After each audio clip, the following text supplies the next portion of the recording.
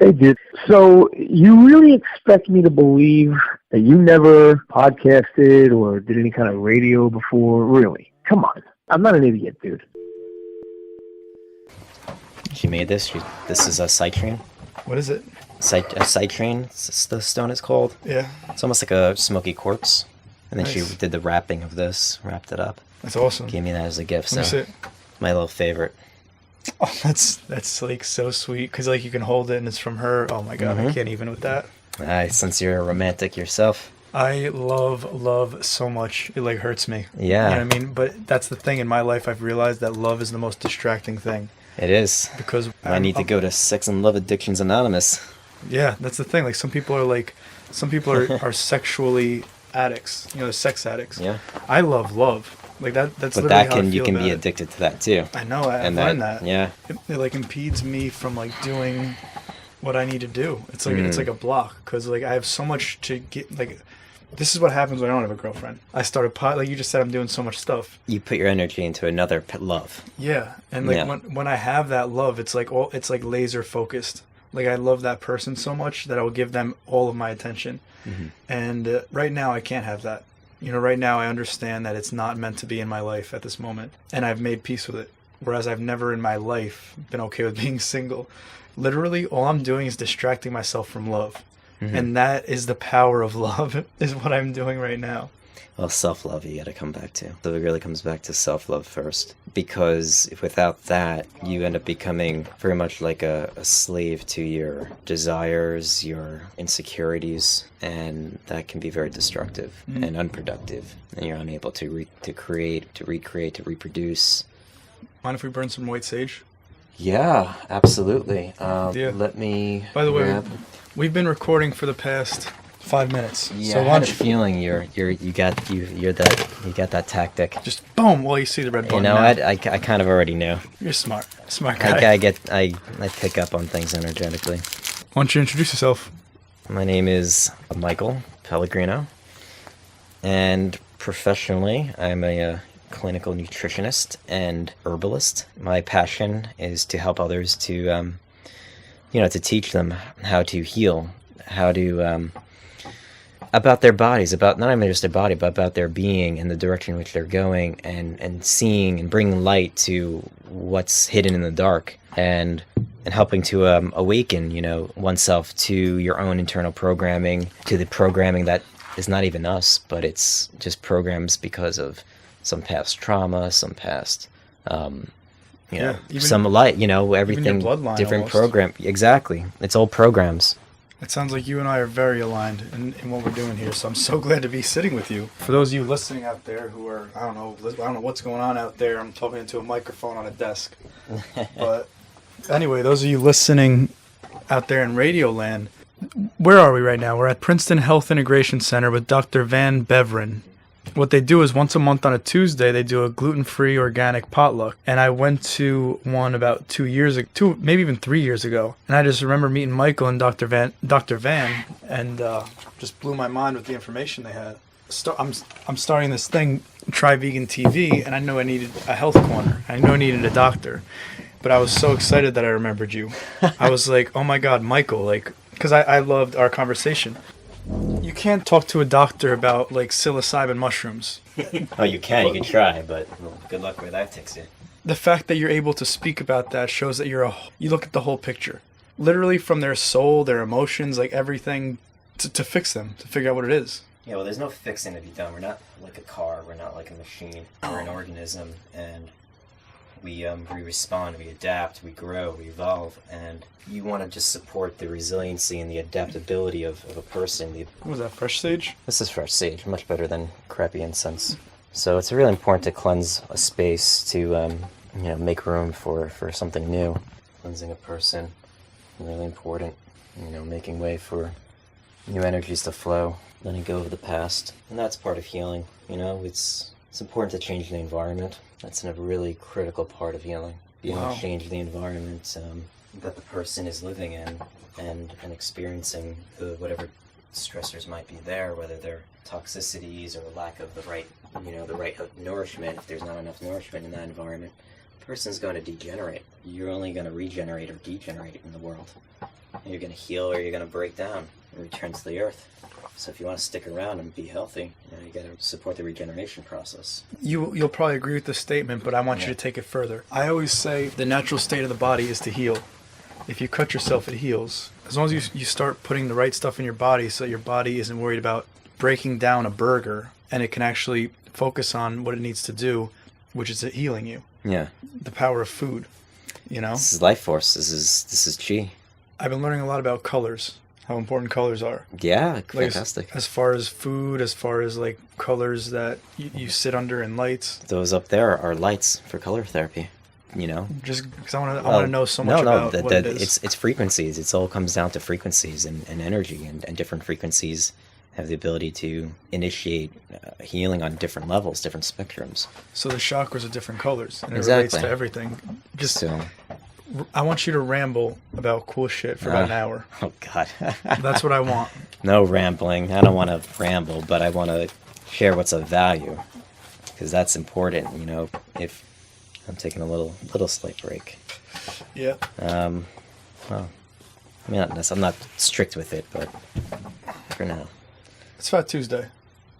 Eh, Yeah, let's go for it. Damn I it. think some crazy shit's gonna come out, man. Yeah. If we both go all you the got way a in. point. I Like forgot think about like we're two very. We're gonna talk about some cool shit, you and I need you to be on my level.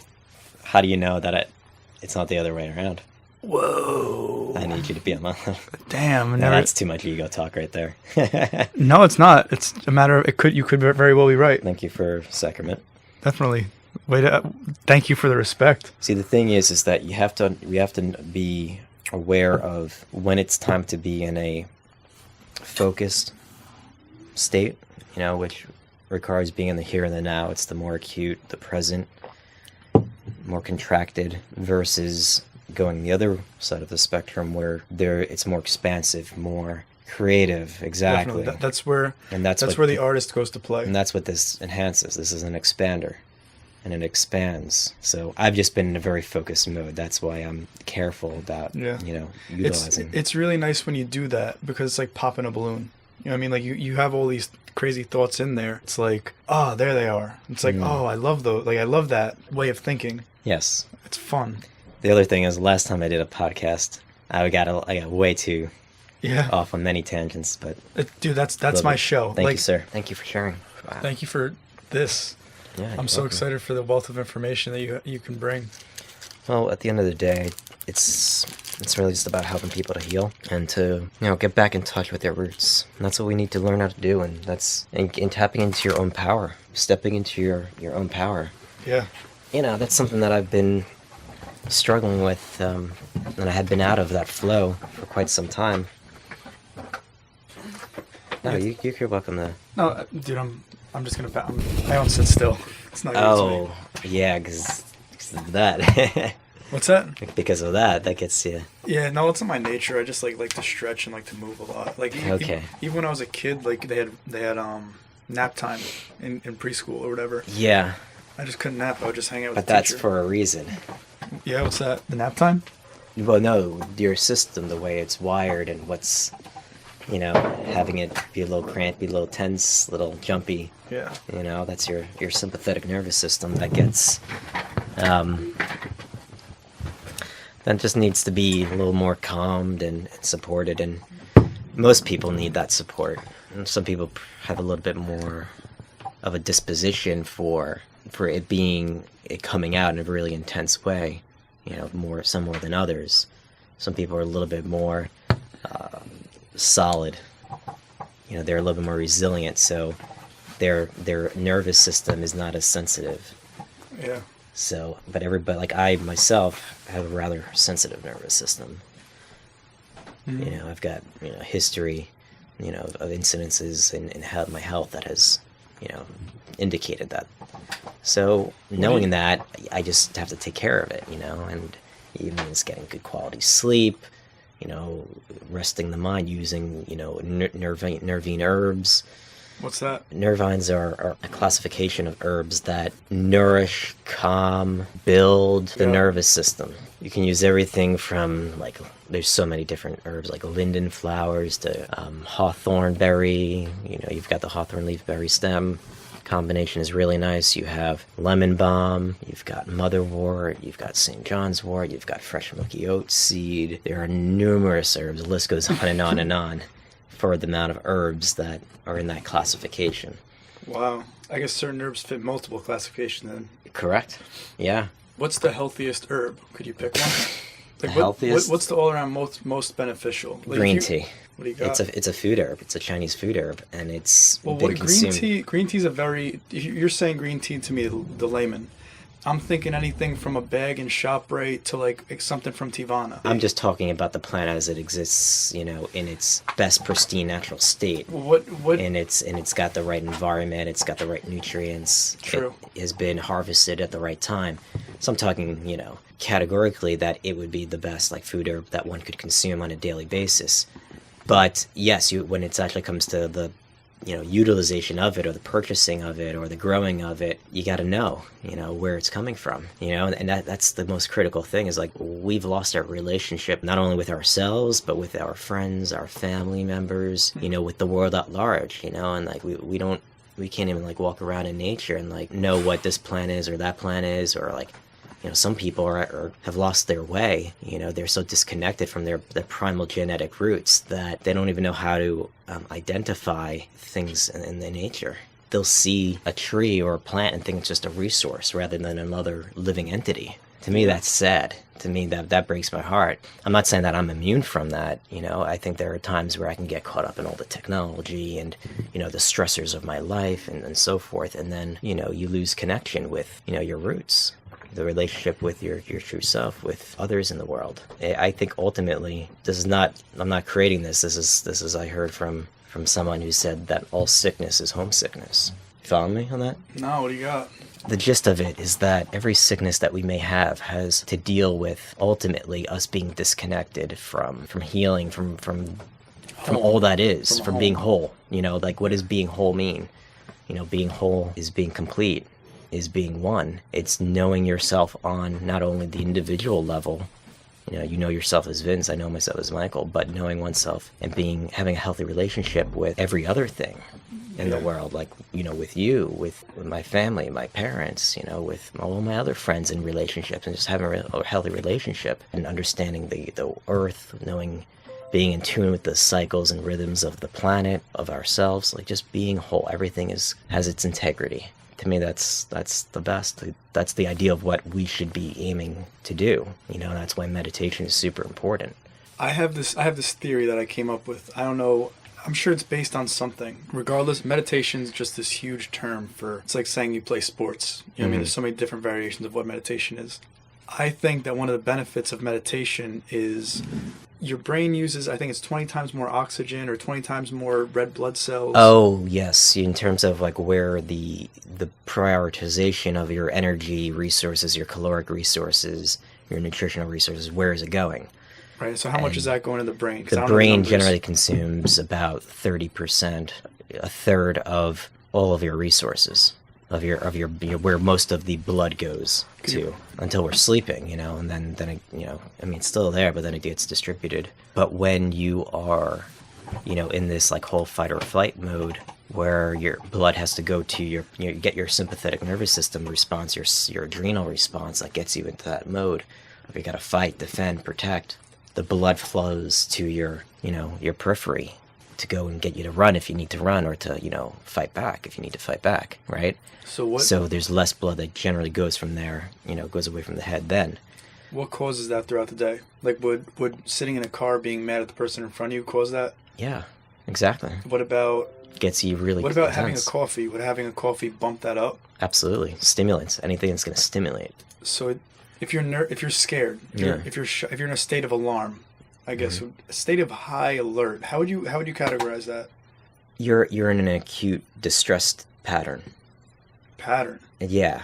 Why the word pattern? Because we are a result of different patterns that have been formed, different structural patterns. You know, everything is a crystal. Like, you know, you were talking about crystals earlier, right? This is a crystal, but like everything is a crystal. Think of a molecule as a crystal. A crystal has structure. Everything has structure. So the fabric of the universe is in a structural form, ultimately. You know, that's mathematical. But it also has, I very much strongly believe, it has a spirit to it as well. It's not, we're not just, you know, machines, you know, in a really phenomenal, you know, clock. You know, like everything's just all reductionistic mechanical parts that has no life to it. I definitely believe in a life force. There's a function and then there's a creativity, kind of like we were just talking about earlier. You have to have a structure you can play and reside, live, and yeah, you have to you know, respect the laws of the universe. That's your structure. And when you start when you start to push up against, you know, those laws and like creating friction with it, pushing things a little too far, you lose the comfort, because either you're applying too much pressure or you're way too expanded. The molecules are too far apart. And that's not good either. Your spatial relationship with the world and like knowing, you know, am I right now like sitting here at 9:36 p.m. at, you know, February 13th, or am I into this like really distorted sense of space-time?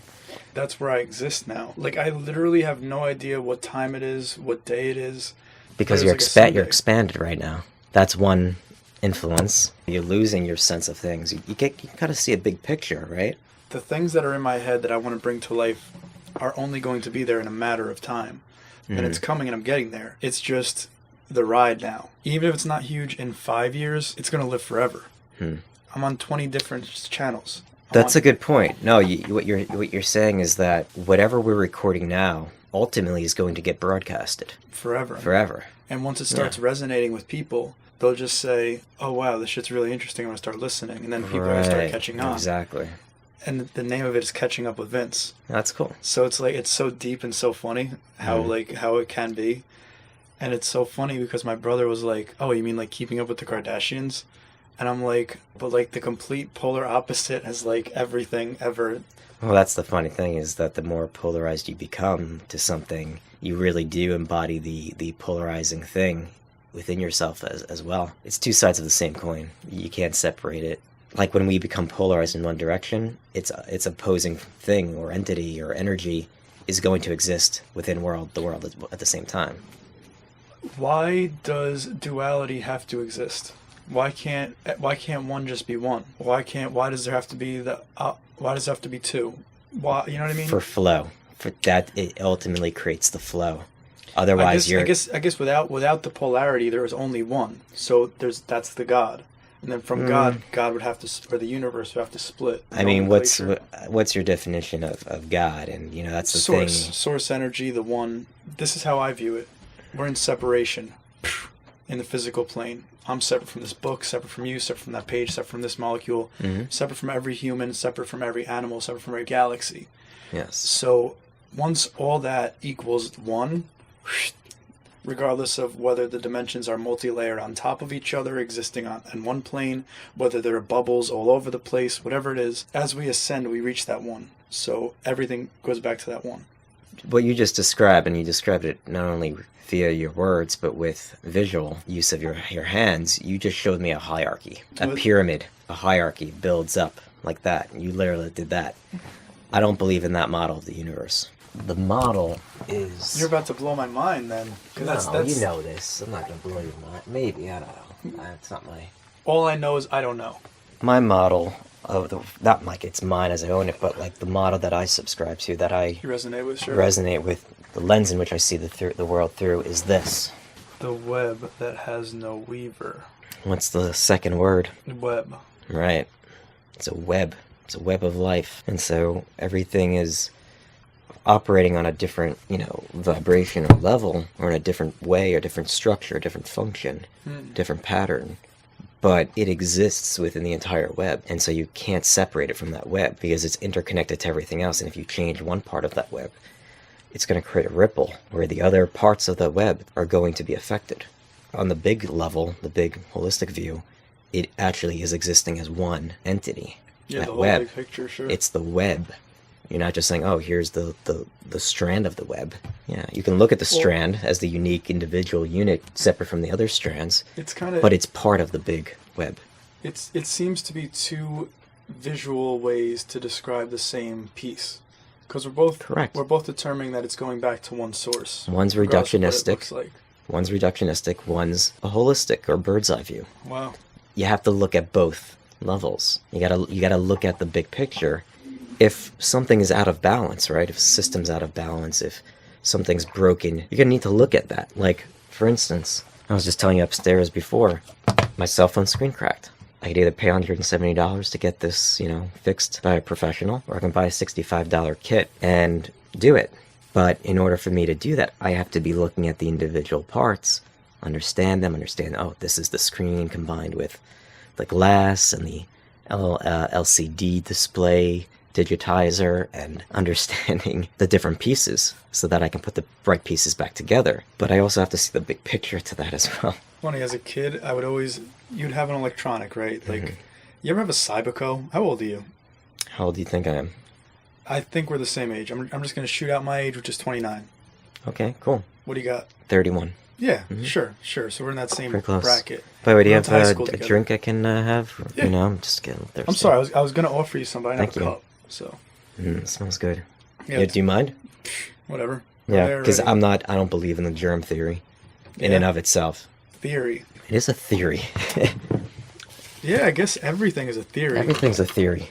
But people and we just build evidence to make it so. That's the problem, man. Like, the people that are in power, not power, but whatever you want to call it, the structure that exists. Yeah, the mainstream society. They've worked so hard their whole lives to determine that one fact.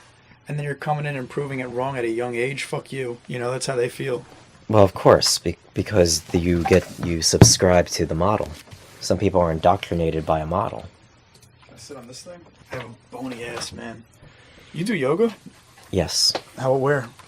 Usually by myself, first thing when I wake up in the morning. Dude, I got a friend, Missy. She yoga stream out in Princeton. Missy, sounds like a nice name. Yeah, she's awesome. She's got dreadlocks. She's a yoga instructor. She's cool. One of the best. It's like super. Like, if you're gonna learn yoga, definitely learn from her. Yeah, every Missy that I've met were really cool people.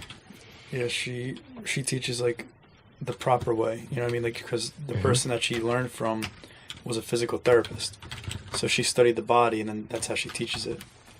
So it's right. She's actually right here in Princeton at Yoga Stream. You'll definitely meet her.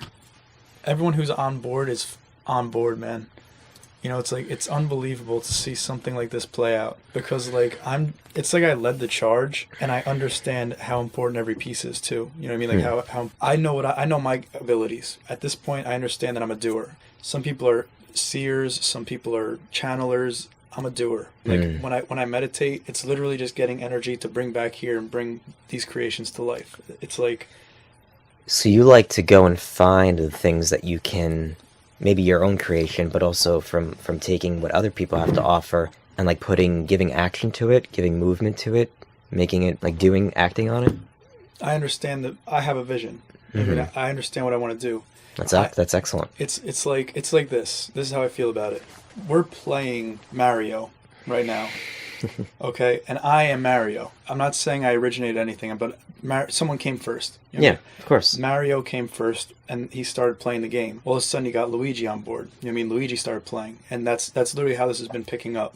You know what I mean? Like, as I created this for myself, I've also been able to share this with other people, which is the most beautiful thing, because I'm taking my best friends in life to music festivals, and we're serving falafel and teaching people about veganism, and it's just awesome. Like, I high five to you on that. That's awesome. It's like I have a "Did you know" sign on my truck. Yeah. So everyone walking by that truck is just learning something. Yeah. Because knowledge is power. That's how it works. Beautiful. Love it. If you're at your office for work, and all of a sudden you see a vegan food truck in the parking lot, and it has a sign, you're gonna read it. And at least one or two things are gonna stick with you, because that's information that you weren't expecting. You know what I mean? It's like a Snapple fact. Boom, right there. That was a very successful campaign for Snapple. Yeah, I loved it. You just got to get that information out there to the people. How's your recording doing here? It's doing great. I'm just making sure these So I've been using like shitty like dollar store batteries, and they've been burning out in like 15 minutes is what it feels like. But we're It's doing terrible. great. So this is what I want to talk to you about. Really important. This is Louis Pasteur, who is he was the proponent of the germ theory. Pasteurization, I'm assuming. Exactly. You've got the germ, you got to kill the germ, you got to destroy it, and that will prevent illness, infectious disease. So this is all that time where, especially in the early 1900s, where people were crowding into cities, there was poor sanitation, the quality of the water was terrible. There was, the environment was polluted. When you have a polluted environment, people were going to get sick. And that's what happened. People would get very acute and even chronic infectious diseases that would kill them. So, you know how like the scientific medical community, they always say like, oh yeah, we're, thanks to medicine, we're living longer now than ever before. That's what they say, right? What does that mean? It's a bunch of bullshit. Their medicines are not keeping us alive and healthier longer. Not in any significant way when they're comparing it back to the 1900s. Like people would die like 50, 60 because of infectious diseases.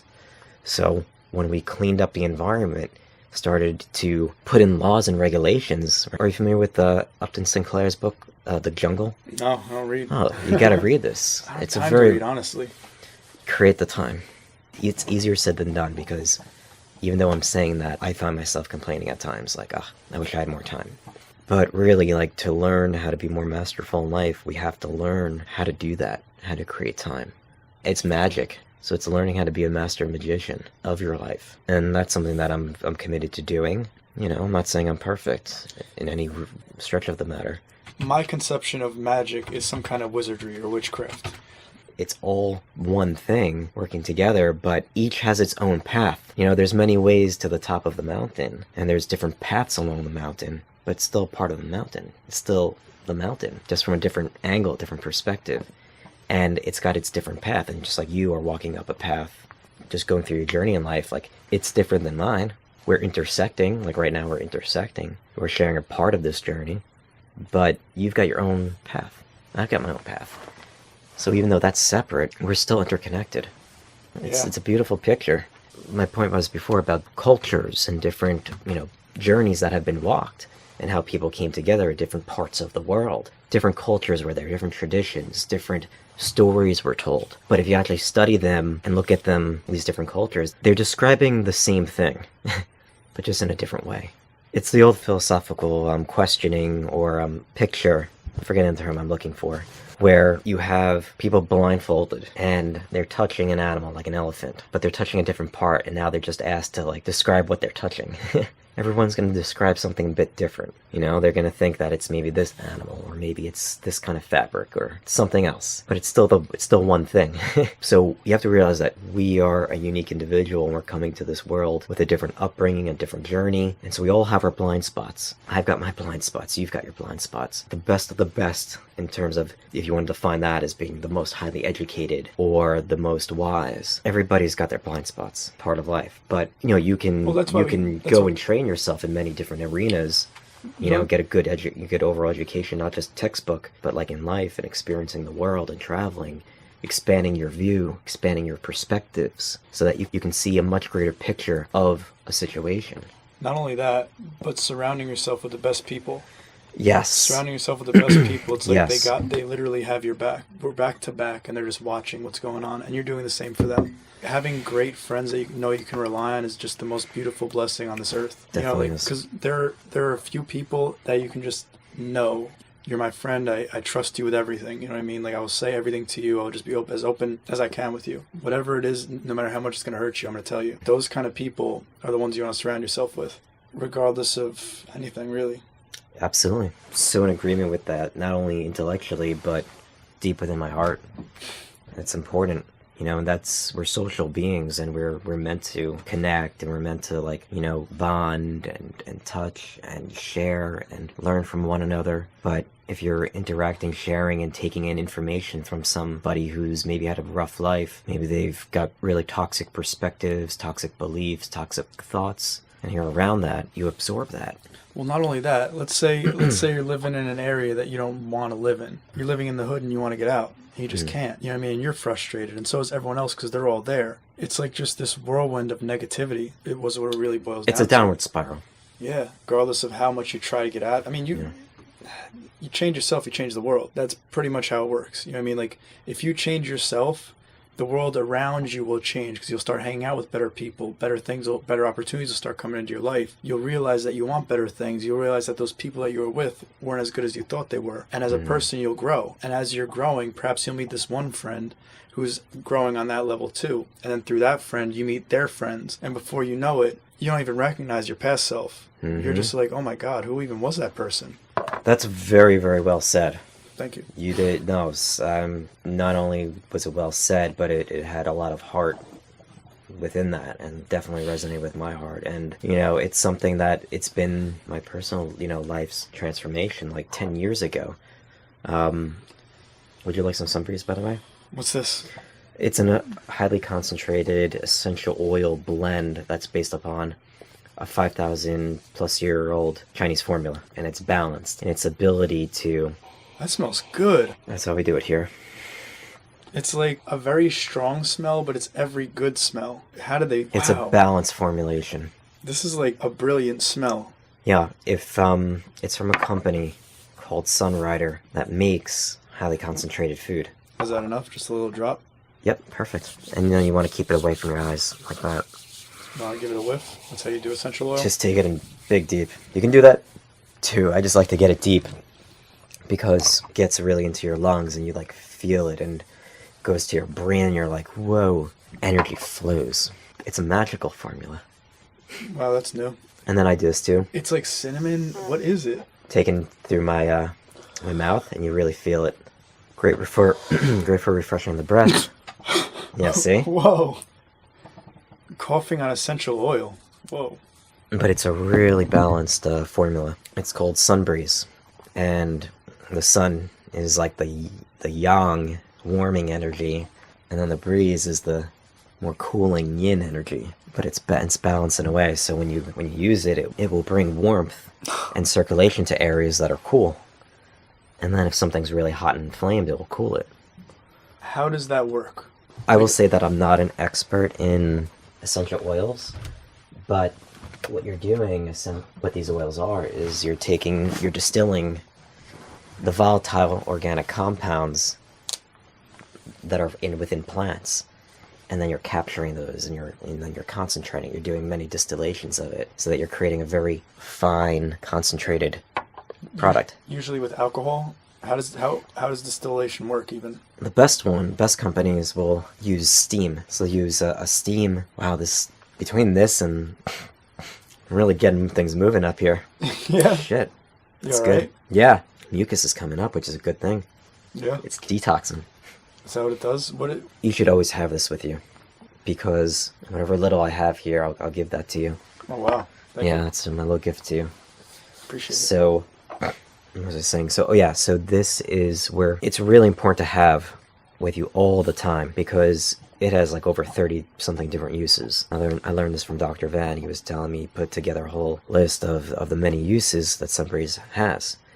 And one of the things is to enhance circulation to where it needs to go, and to fight off microbes and fungus and viral packets.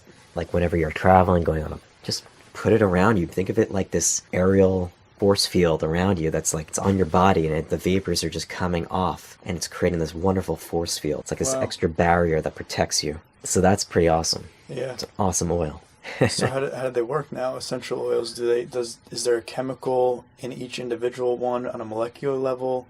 Well, there's many chemicals. Cells? Yeah, there's many chemicals. Think of an herb. Think of a plant. A plant has many different chemical constituents. It's got literally hundreds, if not thousands, of different phytochemicals. And each of those chemicals, again, individually, you can look at them and see, you can study its properties in isolation as a fractionated, isolated chemical, see its activity. But when you start to see them in relationship to all the other phytochemicals in there, you have this like amazing symphony from this orchestra that is working together in harmony, and it is divine. And so plants are not just good food that nourishes us for fuel. It's not just like antioxidant, as the scientific community, Western scientific community would describe it, but it's just got this whole different vibration to it. It's working together in such a balanced way that it has a spirit. That's what I'm trying to say, is that it has a spirit to it. It has this essence to it because it's information. That information informs us in a certain direction. It will steer things in the way that it needs to go, and it adds to our being. Like, we are food. What is food? Food, the food that we eat ultimately all comes from the sun. It's light energy. All comes from light. All comes from the sun. Yeah, the sun is every single color. The thing about the sun is, it was in Cabo, and the sun was coming up, and I heard about sun gazing. And as a challenge, I figured, let me look at the sun. And before I knew it, I was just looking at it for like 5-10 seconds. And I was like, holy shit, like I'm staring at the sun. And it became like psychedelic. Like it was doing weird, cool stuff. What do you know Well, about I'm familiar with sun gazing as a practice. But it's very specific. You don't just look at the sun like, at noon. At noon and stare straight up. But That's ridiculous. It needs to be when it's, on the horizon. And I still don't recommend looking directly at it. What you do is you look at different spaces around it. Just to get the sun in. Think about, the Greeks, story of Prometheus. No, I don't. Well, this is something that everybody should learn about, but I'll show it to you here. It's funny they show it as the 2012 drama mystery movie. But Prometheus it goes back into Greek mythology. It says a titan, cultural hero, trickster figure who is credited with the creation of man from clay. So basically he defies the gods, and he steals fire. He steals the light. He tries to, when the Bible describes it, it's grabbing from the forbidden, grabbing the forbidden fruit, right? Yeah, the tree of knowledge. So it's the same kind of story, just told in a different way with the different characters and a different context. But the concept is the same, is that ultimately who we were, the story of humanity, how man came to be, is you take the clay, the earth, right, which we are from, and you're combining that, you're taking the knowledge, and you're combining that into you're building man from the clay, but you're embodying that clay with the light. And so that's who we are. We are light beings. Plants are light beings, just at a different level. So, that's the whole, thing between, the bridging the heavens and the earth. We're from the earth, but we're going to heaven, so to speak. Or we're from the heaven bringing it to earth. Well, we are. It's two sides of the same freaking coin.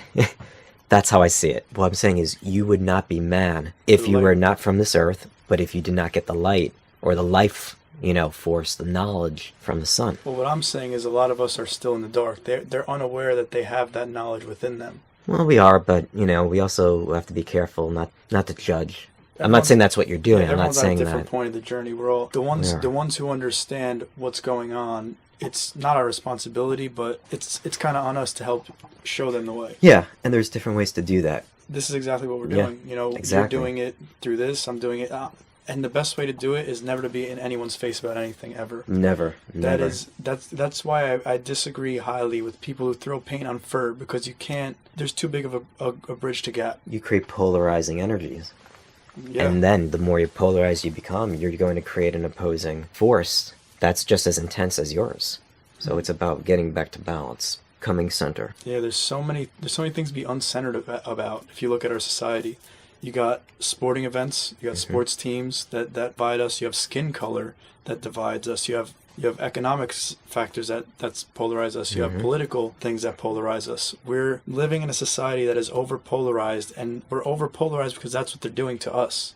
Definitely. They're giving us a two-party system. They're giving us Coke or Pepsi. They're giving us 27 teams, and you have to root for your team. And it's like, we have to realize that that's all just fucking bullshit. It is. And we have to just come together as a society and say, hey, we're on a boat that's sinking. Because that's literally where we're at as humanity. But we're just so distracted. It's like there are people saying, hey, that iceberg is coming up pretty quick. Like, we can probably still miss it if we really try right now, like right this moment. And people are just going, huh? What? I don't know. And then once the boat rocks. Right. Well, that's because, we get into those issues when we take a step, when we're so caught up, like, in the here and the now, like dealing with, the stressors of your life, that you can't see beyond that. You can't see the big picture. You're not able to see ahead. It's about being many steps ahead and seeing the end from the beginning. But we are dealing with a tremendous amount of distress in our lives. It's very difficult for people to see things in the big picture view. It's to see things holistically, to see down the road, and then preventing the disasters, preventing the problems. So taking actions to prevent So the Native Americans and other indigenous like cultures, some of them have this saying, and I'm paraphrasing, which is, every action that you take, they think 7 generations down, how it's going to impact. Wow. Yeah, that's Amazing. conscious. That's seeing the big picture and knowing that the action We're not you take. We're not even thinking 10 years ahead. No, we're not even thinking a day ahead. Most people, you get I'm so talking as a confident. society, but that Sure. person, yeah, wow. Yeah, it's all short-term gains unless you see things. Mostly monetary. It's just the controlling tool that's used by the establishment, by the the people who are just running the world, and it's a few families essentially that are doing that. And who knows, maybe they represent a different alien sect of the universe trying to, fight for resources on this planet. Sometimes they collude. I don't know, man. There's got to be some kind of galactic federation that doesn't let things happen that are too out of hand. That's idealistic. I don't think so. I think there is the light and there is the darkness. And the Earth is this realm of free will where darkness is taking over. We've just crossed over into the age of Aquarius, which Sure. is the age of the water bear, which Sure. is, I see it all the time. People are talking about water and even me, like we had a discussion upstairs at the organic potluck, which was awesome. The food was amazing, huh? Yeah, everybody Oh who my comes God. brings amazing dishes. But upstairs we're having a discussion about which water is the healthiest. Like, that's a tremendous place to be from having a conversation where you think diet soda is healthy. Because people have that conversation. They have, so I don't want to drink soda, so I'm going to have Snapple instead. Mm-hmm. Whereas you could also get to the point where you're discussing the healthiest type of water. And I've been literally, I used to smoke a pack of cigarettes a day, Wow. drink like 3 or 4 energy drinks. I thought Slim Jims were healthy. And that's why you can't sit still. Yeah. Because you've used so many stimulants, and which includes sugar and cigarettes, and Do you think it's still affecting me caffeine. 5 years down the line? Absolutely, it can certainly do that, because especially if you weaken that system, you're no longer poking at it the way you used to, but it's already compromised. And unless you've been on a very specific, not too specific, because remember, you want to support the specifics if they're really struggling, but you never forget to support the whole system. Think about this. You're a parent, right? Mm-hmm. And you have 4 or 5 children. I'm listening. And one of them gets really sick. Mm-hmm. You're going to spend a little bit more care on that one sick child, but more for when they're all cute. The same, sure. You love them all the same, and you still got to feed them all. But you make sure to give this other one a little bit more attention because they're struggling the most. And it's the same idea, is that you have to support the nervous system to build that one up because it's been beat down so much. Mm-hmm. But remember that the others are compensating for it, and so you have to support those other systems as well. So this is one of the things that Dr. Van and I do in terms of evaluating a client is we are looking at them energetically from the 5-element theory. It's a traditional Chinese medicine theory of looking at things elementally. Are you familiar with the 5-element theory? No. So you start with fire. Think of the fire element, remember? The sun. It's the creation of everything. All these planets came from the explosion of matter from the sun. So it's all from there. And then it goes to earth. Fire creates the earth. And then you have metal. And then you have water. Then you've got wood. And then back to fire. And if you think about the creation cycle of that, fire, the sun, creating the earth. And from the earth comes the metal, and then water condenses on metal. Metal, or minerals, is what holds on to water. So that's why we're talking about water, and why, because you need to have minerals go along with it. Metal creates water. So if you have water, it has to contain metal. And earth. And also water contains fire within it too. It's that yin and the yang. It's 2 sides of the same coin. The water contains fire. Water can be very explosive, in a fire kind of way. Let me tell you what I know, or the reason why I drink distilled water. You can refute it. I have no attachment to it at all. Andrew Norton Webber, he was mentioning that when you drink distilled water, so when you drink water that isn't distilled, it has minerals in it. And these minerals are inorganic. So inorganic minerals cannot be processed by the body. They're essentially just rocks, and the molecules get stuck in the cells. Once you start drinking distilled water, you drink it, and that allows the water molecules to pick up those rocks and flush them out of your body. So that's the theory, and that's it. Yes, there are certain inorganic minerals that are not absorbable by the body, but there's a portion of it that actually is, because it's not just necessarily, and I'm talking about if it's coming from nature. I'm not talking about if it's loaded with, like iron Fluoride. pipe, or fluoride, or iron What from is that? What is fluoride? our pipes. Why are these things in our water? Let's write that one down. I want to stick on topic here. Absolutely, my bad.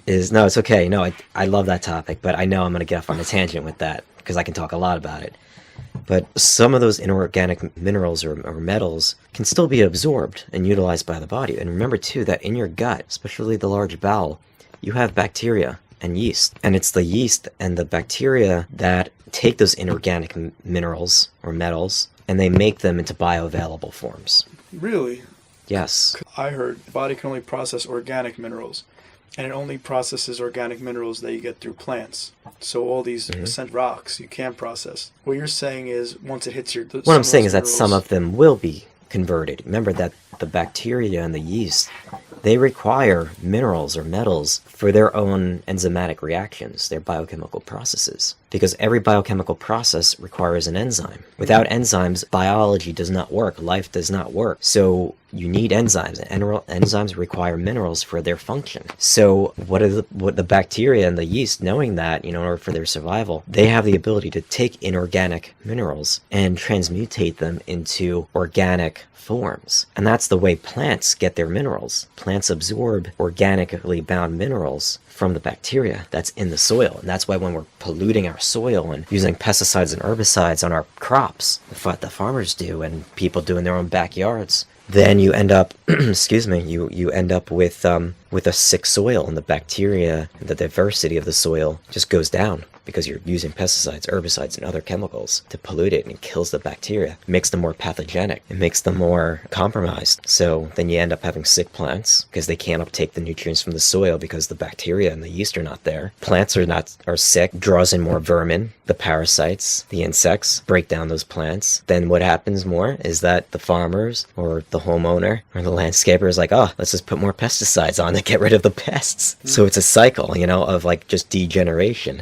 It feeds back into itself. So the plants grow from the minerals that need to be created from those bacteria. But the same thing in our gut is that the bacteria will take nutrients, will take fiber, will take all the things that we have not digested and absorbed into our body through our small intestines. It'll take those undigested foods, those minerals that are inorganic in the fiber, and then it will work on that. It will digest it. It will transform it. And that's pretty powerful stuff, pretty powerful chemistry there. It's been demonstrated that there's like more biochemical and metabolic reactions within your large intestines where the bacteria are than there are, same kind of reactions in the liver, which is like our main metabolic organ. So that's pretty profound. It's the microbiome. It's huge. It's such a big piece of the puzzle, and we're forgetting that. So you gotta think of the ecology. I always say that the body, it's like a mini Earth. With every cell is like, a different human or animal or insect or plant on this Earth that makes up the Earth body. Dr. Van was doing, what do you call that? Oh, live cell analysis. He was doing this live cell analysis, and it looked like a bunch of fat people just like walking around. Like if you're playing a video game, it was like a circle. And it looked like an overhead view of like just round dots walking around. Yeah. So do you do that process too? Yeah, no, it's called live cell analysis. And then we also do something which is called a dried spot analysis. Would you be open to doing one right now? We could. Yeah, I mean, I could probably do a little finger prick for you. I wouldn't mind doing that. Awesome, dude. I just love to see what you have to say, like, because I love the analysis is so quick, and it's like you look at it and you know. So how long have you been doing it? Yeah, I first started to learn about using the microscope in this kind of way where we're looking at the blood living. So when you go to, your doctor writes you a prescription to go get a certain blood tests. You go to the phlebotomist and get your blood drawn, literally like vials of it.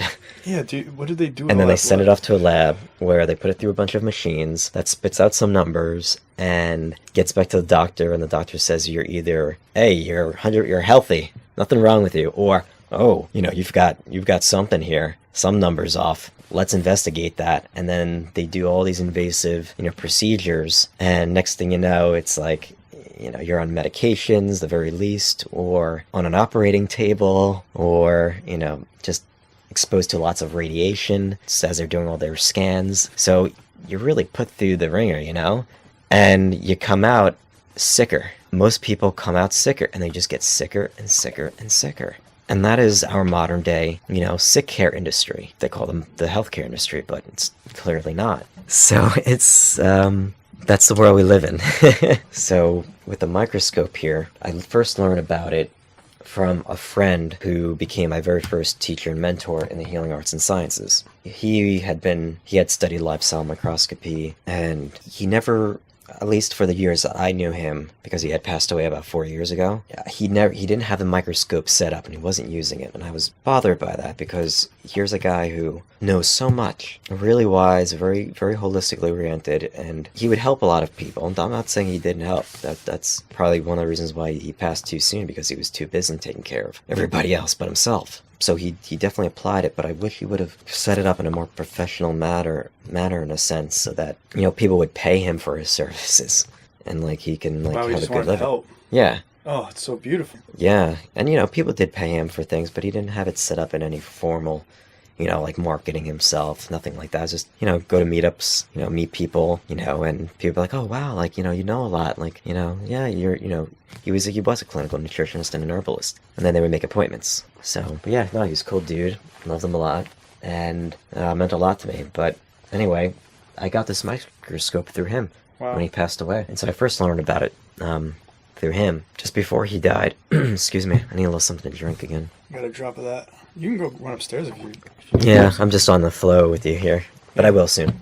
Yeah, right before we do the blood, I'll take a piss. You grab some water. Yeah, that'll be a good idea. So before he passed away, then I started to study with Dr. Van, and that's when I actually really got to learn the microscope, because I never learned it from my first teacher. But we would talk about it a lot, and he'd show me books and information on it. So I learned textbook, but I didn't get to have the hands-on until I started to study with Dr. Van, and it was a freaking amazing to learn.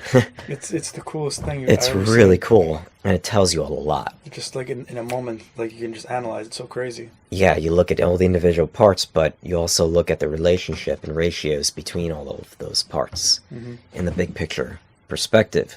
So unlike the labs where they draw vials and vials of your blood, send off to the lab where they put through machines and they get back a bunch of numbers, and then you're either healthy or you got cancer. We're looking at it qualitatively via a little tiny finger prick of one's like vampire drawing your blood out, and the other's just like a little ding. Yeah. So yeah, that's what this is. So we're looking at it qualitatively and looking at the relationships between the parts and getting a really big picture idea of what's going on for our client. And let me just say that this is paired with a more powerful and accurate evaluation called general radiation aging sequence pattern. So it is an incredible system of evaluation that looks at a person in fourth dimensional space-time. What? Yeah. From many levels, looking at a person on the macro level of their spirit, their mental, emotional self, but then of course the physical self, and looking at the organ systems and individually, but also collectively working together and seeing which of those 24 major organ systems are distressed or resisting life. There's resistance in the system, so there's no flow where there's reduced flow. And so we're examining that and looking at which of these systems are more pressurized versus systems that are a little bit more expanded, depressurized. Molecules are further apart versus very, very compressed. So that... How do you analyze this? Through an evaluate... Oh, like the exact... Is it, how are you viewing all this information? Is it... Well, we collect the information. We collect the information through a questionnaire. It's a very accurate, precise questionnaire that has never failed us. We've been able to evaluate and see what's going on, and helping our clients to heal based upon understanding the code of a human being and looking how that code has evolved and developed, and also looking at the direction program of who we are is headed towards.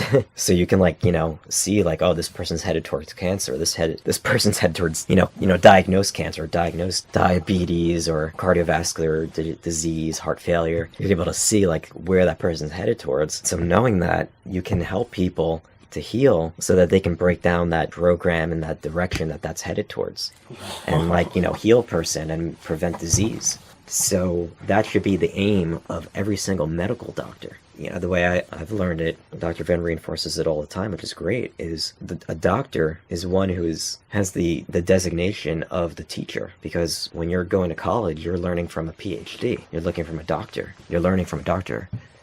And so that's what a medical doctor is like, has that terminal degree where it's like, I have now reached that, not only that education, but that residency training to teach others, to help others. And so that's their responsibility, first and foremost, is to teach their patients how to stay healthy, how to heal. And they're just not doing that. They weren't even taught how to do that, really. Well, a lot of them, exactly, were not taught how to do that. And if they're not learning for themselves, they're not going to know. There are some who do it because it's in their family. There's a pressure to either be a doctor, lawyer, another, really high up respected profession, or, so that's like people are motivated by that initially. But then I think also there's a majority of medical doctors who start off really wanting to help people. They've had a family member who got sick, or brother or sister, or they were sick. And so they want to go and become masterful in that field so that they can, help themselves. But what I found is that a lot of medical doctors they've been indoctrinated through this system that has been heavily influenced by another industry called the pharmaceutical industry. So the pharmacists have literally hijacked the medical profession. This goes back over 100 years ago. And that long, really? Oh, yeah. It seems like more of a recent phenomenon with all these corporations getting so big. And well, it's just more in your face now because they've already changed the paradigm, changed the history and the paradigm and the zeitgeist of the society. So when we see the bigger corporations, like, they can be right in our face, and we're just like, hey, that's okay, well, not a problem. There's nothing abnormal about this. This is normal. But because you're so ingrained into it, it's like being the fish in the water. The fish is unaware of the water in which it swims in. We're unaware of the air that we breathe because you're just in it. It's not until you get out of, taken out of your environment, have the oxygen in the room completely be sucked from the room, that now you notice, oh shit, there's no oxygen. But yeah, they've just been, indoctrinated, and we've been indoctrinated thinking that this is the normal system. But it's not the way to heal. And so they get indoctrinated in this and not know how to heal their patients, not know how to teach them how to heal, how to stay healthy, how to prevent disease. So we're just left in this like crazy system by design. Definitely believe it's by design, by, those of diabolical intentions in the world. I definitely believe that. And, the system just grows and gets more layers of complexity, and so we become so intertwined in this web that has been created, this toxic web, and it's very hard to break from that, especially if you're in it. So that's why you kind of have to have like an awakening. That's why we talk about awakening a lot spiritually, having an aha moment, taking a step outside of your comfort zone, taking a step outside of what you have, like people who, let's say, have a lot, and then like it's taken away from them, they could go bankrupt, or they lose something. Like, that can be and often is that's why we call it a life-changing experience, because it doesn't just change your life circumstances, but it changes you. That's why it's so great to go through those times before you achieve success. If you go through those, you understand what it's like to have nothing, so you're unattached to the success, you're unattached to the monetary gains, you're unattached to whatever it brings, because you're so okay with just going to the beach by yourself and being yourself, and it's not about the money, it's not about anything. Yeah, indeed. You want to do a little break and I get some... Hey, if you want to catch up with Vince on your own, then you need to visit catchingupwithvince.com.